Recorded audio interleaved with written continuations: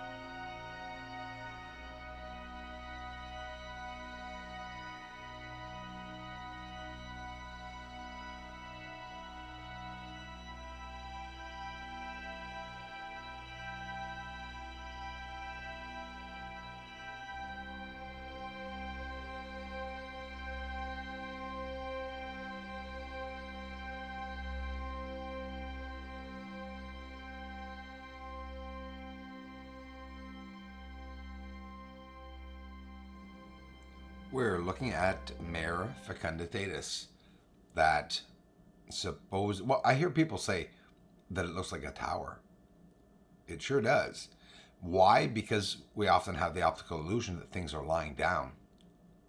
It's hard. It's hard to find out which direction it is, up or lying down. Look at all the layers here. Do you see all the descending levels? It's pretty deep. You can see it going down there. The edge, by being close, we could actually see some elevation on the side there from the white area over to the left into the green on the surface. Very patchy green surface. Always fascinates me. Mare fecunditatis.